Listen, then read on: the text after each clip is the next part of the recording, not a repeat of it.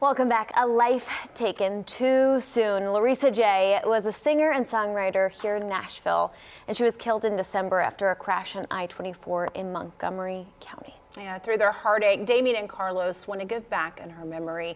This year, the nonprofit The Good Life will honor Larysa. Welcome in, guys. How you doing? Yeah, it's such a hard topic. It's only been a couple months since this tragedy. Larysa, your sister, a loving mother to 4 children. Yes. Just tell us how the family is coping now. Taking it one day at a time. We were close. We are a close family, so we just handled it one day at a time. We're proud of her. Every now and then I want to almost pick up the phone and try to call her, and I realize, hey, but we're just taking it one day at a time and putting out music, and that's what we're pretty much doing. And you know, I was getting emotional. I watched Larysa. We had her on this set right here where you are sitting. Yeah, just a little less than a year ago. And she was so beautiful, and she was always lifting up. I mean, we asked her questions about herself, and she's responding, saying, oh, my grandma, oh, everyone else, oh, my kids. She was so selfless. Talk a little bit more about who she was as a person and as a musician. Larysa was one of a kind. She did everything. She didn't have a limit. It was like country, rock, R&B, soul.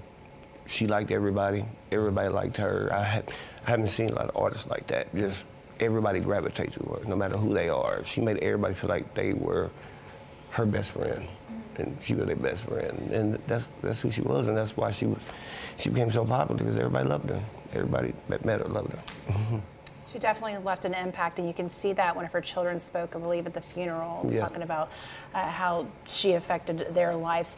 I could not imagine losing a family member like this. Damien, why was it important to you personally to honor her during the Good Life Gala?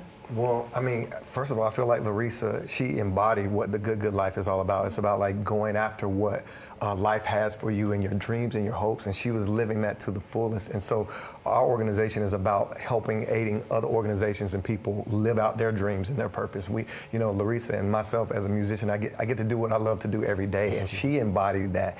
And so, you know, we look for causes and things to get behind each year, but then when this happened with Larysa, it became personal for me. Just like Carlos said, like, I'm Larysa's best friend, you know what I'm saying? And that's the way she made me feel. And so it's like, I felt like it was my duty to do something to honor her. And the thing I thought would honor her the most is to do something for her children. Right, exactly, because this is a benefit to raise funds for those 4 children that have survived without her. You know, I just get so emotional because it's like life, it can be gone so quickly. Damien, you're a two-time TEDx speaker. You're a life coach. What would you say to others who may be grieving? I mean, I don't even know how long it takes to get over grief.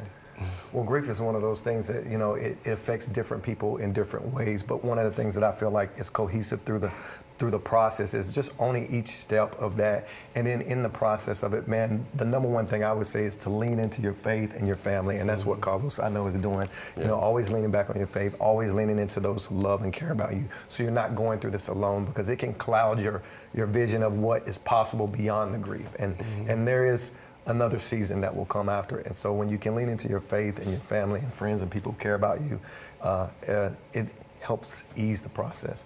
There is definitely usually light in the darkness, right? Yes, and that's what we hope to see at this gala. Tell us a little bit about what we can expect there. Yeah, it's going to be a celebration, just the way Larysa would have done it. You know, like everybody's going to be dressed like rock stars. She always dressed like rock stars. It's about bringing everybody together. You know, everybody who's going to be there, I'm sure 100% of them know or was affected by her in some way. And it's going to be a celebration. It'll be people covering some of her music. Music will be playing, it'll be food, celebration, but ultimately we're going to try to raise funds to put together a trust fund for the children. So later on in years, as they grow up and get older, you know, the thought was like on her birthday one year that it gets released to them, and it's another reminder that mom is always there. She's still looking out for them. She's still, you know, part of their lives. And because of what she's done, she's touched so many people, and those things can like come and still help aid even years from now. Yes, And I feel like I can still feel her presence here when you guys are on set with us.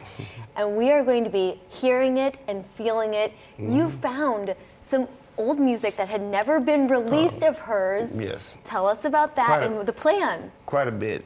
We still gathering up some of her stuff that I'm just not realizing she did. We just released one Monday called Walk Away. It's on all major streaming networks. She has one come out April 18th. Her first official one is No Other Face. And then after that, we'll release her album. And then we did a lyric book for her. It's called Love and Lyric, The Nashville Dream. That came out on Valentine's Day, and that's on Amazon. So. Awesome. Keeping her spirit alive. Thank you guys. The legacy lives on. Yes. Thank you guys so much.